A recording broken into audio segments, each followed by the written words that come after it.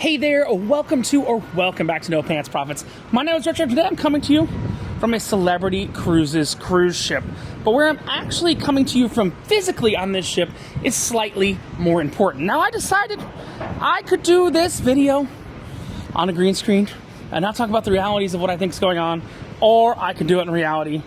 And where am I doing it in reality? Well, I'm doing it in Nassau, Bahamas, in front of the Royal Beach Club. You see the Royal Beach Club is right here. And the Royal Beach Club is an interesting new thing from Royal Caribbean. It's a private destination, but where the private destination gets a little bit interesting, we can zoom in here, is the private destination gets a little bit interesting because unless you book a separate trip to that private destination from your cruise ship, being either a Celebrity or a Royal Caribbean ship, you're not going over there. Now, this is part of Paradise Island, which there's another very famous resident on Paradise Island that I'll show you in just 2 seconds. There's the Royal Beach Club. It's supposed to be opening in about a month. I don't know. They're moving palm trees around right there. You'll see there's literally a moving palm tree. They're pushing a little close. They did for their President's Cruise a few weeks ago. They went and they had a whole bunch of people going. But the other Paradise Island resident that's very famous is right there. That is Atlantis Paradise Island in Nassau, Bahamas. Well, Paradise Island's in Nassau, but I want to talk about this. Now, you might say, what do I want to talk about? Again, not on a green screen or anything like that. Hey, look, not green screen. Literally, if it was green screen, I couldn't literally pick up careful wet paint from rails. It was green screen. But what I want to talk about is I want to talk about the fact that more and more of these cruise line islands are deciding that the drink package doesn't work on board anymore. And I've got somewhat of an interesting take on this. Now, let's talk about the first one. Celebration Key / Celebration Fee. That is a new private island retreat, which is part of Freeport, Bahamas, right outside of Freeport, Bahamas, that Carnival launched. Again, Celebration Key, Celebration Fee, and since day one, Celebration Fee has not had their drink package work on that island. Now, since day one, you also only got one serving of food on that island, and they gave you a coupon. If you didn't use that serving of food coupon, you could get a percentage off of another serving of food on the coupon. Some of you might be saying, that seems a little weird. See, Celebration Key / Celebration Fee, as they called it jokingly, is they would give you 25% off any food venue that actually costs you money. Now they've gone up to 40% off. Now, that's case numero uno. Celebration Key, Celebration Fee. But about a week and a half ago, Norwegian came out and said, hey look, Norwegian Cruise Lines, we're going to start letting our drink package not work on that island. Starting in January, I think, or March of 2026, the drink package is going to work on the island. Well, that's interesting. And then after that, then Royal, well, before that, technically, Royal said that the drink packages aren't going to transfer here. You got to buy a separate drink package. Here's the interesting question. Why? We're sitting on a ship that literally is pulling out of Nassau, Bahamas right now, and I will tell you, I don't think it's actually greed on the cruise line's part. What, Richard? You don't want to talk shit about a cruise line? No, I actually don't. I don't think it's greed on the cruise line's part. I think that the government of the Bahamas is forcing these cruise lines to do it. They might say, Carnival makes a new island. Carnival can't have drink packages work on that island. You have to buy a drink pass in their adult day club, and then when you have that, your drinks work on the island. You know who's collecting money there? In taxes? The Bahamas. You are correct. Norwegian, trying to expand their island, trying to put water parks and all that fun stuff like that. And then Norwegian, after they do that, they come out and they say, hey, we're trying to expand our island, we're trying to do all that. And they say, now the drink packages don't work on board anymore. Royal, right here. Their new beach club right here, which is being built as we speak. When they announced it, drink packages on board don't work here. You can either buy the food's included, but you can either buy a non-alcoholic or an alcoholic drink package on board those islands. And, you know, that's where things start to get really, really, really interesting.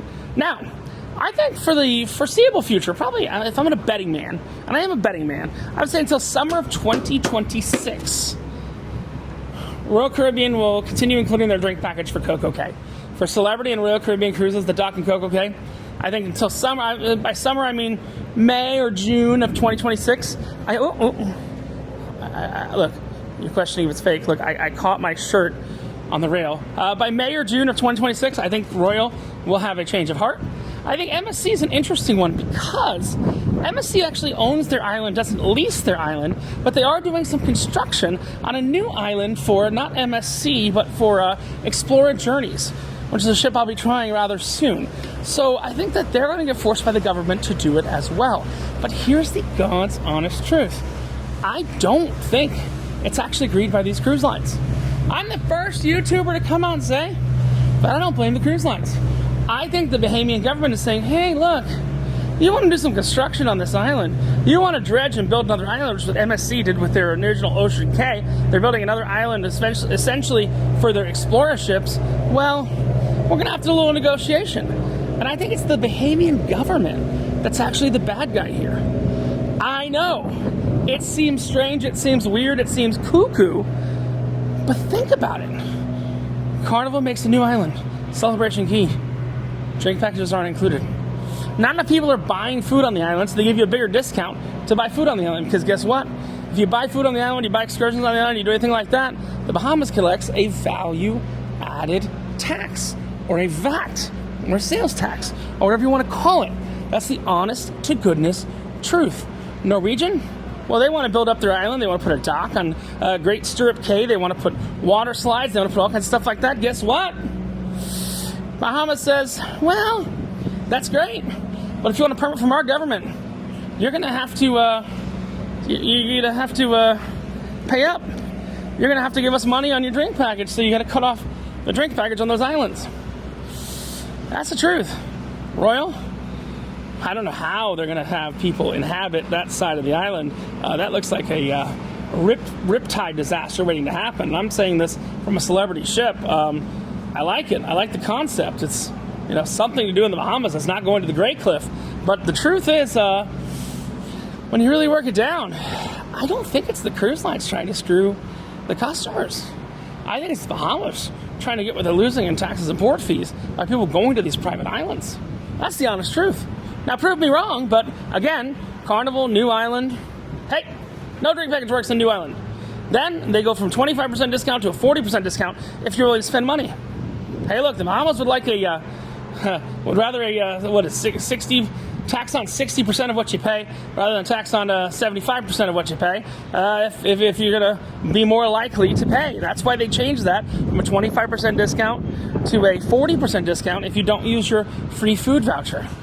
I think that included drinks and free food and all that's going to start to dry up dramatically on these islands of the Bahamas because the Bahamas finally has leverage. Now, do I think that Perfect Day Mexico is going to pull that same level of leverage as the Bahamas might pull? Honestly, who the hell knows?